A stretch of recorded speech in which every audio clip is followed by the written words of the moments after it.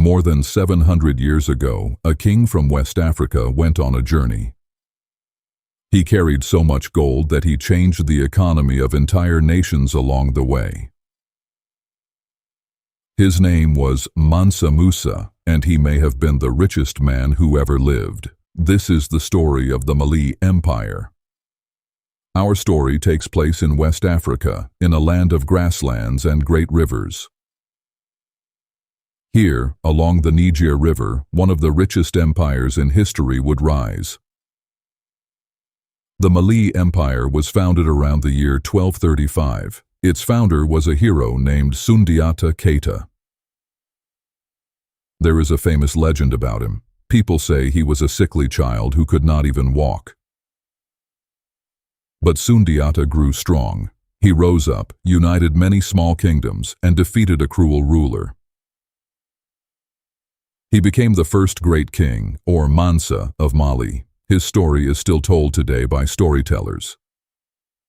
Sundiata organized his new empire wisely. He divided it into provinces, each with its own governor. He also created a set of laws and rules for his people. Mali became a well-organized and orderly state. The empire grew strong, and it controlled some of the most important trade routes in all of Africa.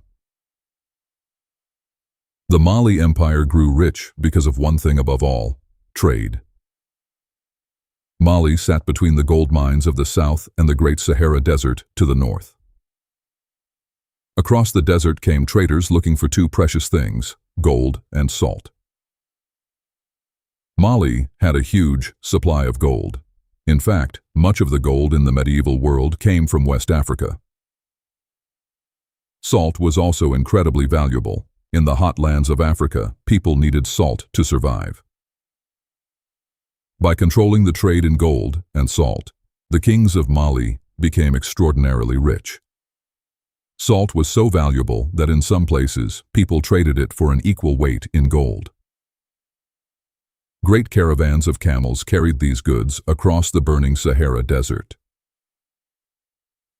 Some caravans had thousands of camels. The journey was long and dangerous, but the rewards were huge.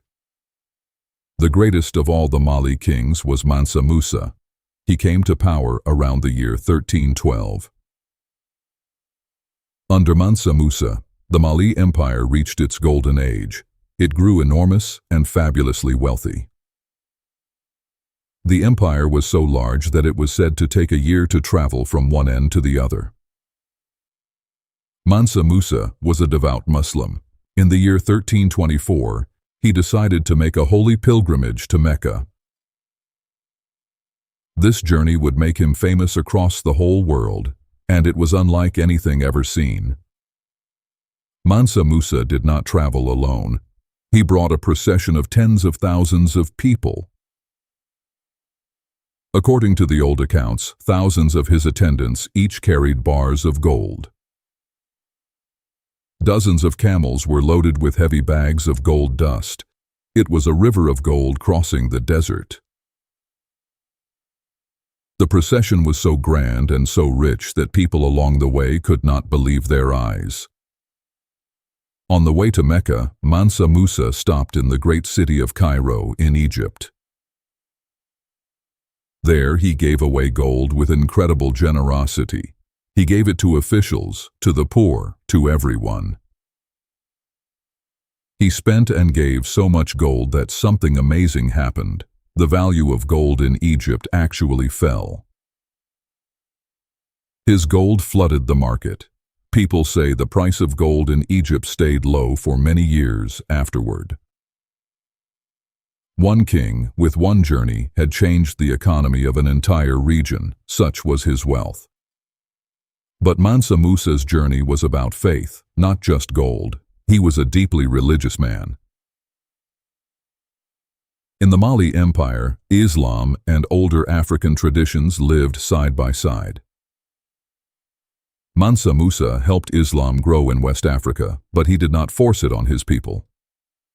News of Mansa Musa's incredible wealth spread across the world. His fame reached far off Europe. Years later, European mapmakers drew him on their maps, holding a giant piece of gold. For the first time, the great empire of Mali appeared on the maps of the wider world. But Mansa Musa was not only about gold. He brought back something even more lasting from his journey. He brought scholars, architects, and books. He wanted to make his empire a center of learning. He turned his attention to a special city on the edge of the desert. That city was Timbuktu. Mansa Musa transformed Timbuktu into one of the greatest cities in the world. He built beautiful mosques there, made of mud brick that still stand today. Timbuktu became a famous center of learning. It had a great university and huge libraries. Scholars came from across Africa and the Middle East to study there. The city was full of books. It was said that in the markets of Timbuktu, nothing was more valuable than books. Some years after Mansa Musa, a famous traveler named Ibn Battuta visited the Mali Empire. He had traveled across much of the world. He was impressed by how safe and well-ordered Mali was. He wrote that travelers could journey through the empire without fear of robbers or violence. His writings help us understand just how great and advanced the Mali Empire truly was. For a time, Mali was one of the richest and most respected empires on earth. But no empire lasts forever. After Mansa Musa died, the empire slowly began to weaken. His sons and grandsons fought over the throne. The empire was divided by these struggles. Over time, distant provinces broke away. Rival powers grew stronger around Mali's borders. A new empire, called Songhai, eventually rose to take Mali's place as the great power of the region. The Songhai Empire took control of the great trading cities, including Timbuktu itself. Mali shrank from a mighty empire into a small kingdom. Its golden age had passed into memory. But the legacy of Mali never disappeared. Its story lived on, passed down through the ages. In West Africa, storytellers called griots still keep the old stories alive today. For centuries, these griots have passed down history through spoken word, music, and memory. Thanks to them, the great epic of Sundiata, the founder of Mali, is still told after 800 years. And the ancient libraries of Timbuktu still hold thousands of precious old manuscripts.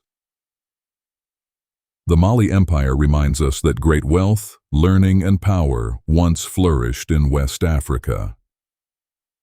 And the legend of Mansa Musa, the richest man who ever lived, will never be forgotten. The Mali Empire was a land of gold, learning, and legend, ruled by perhaps the richest man in all of history. If you enjoyed this story, please subscribe for more journeys into history. Thank you for watching.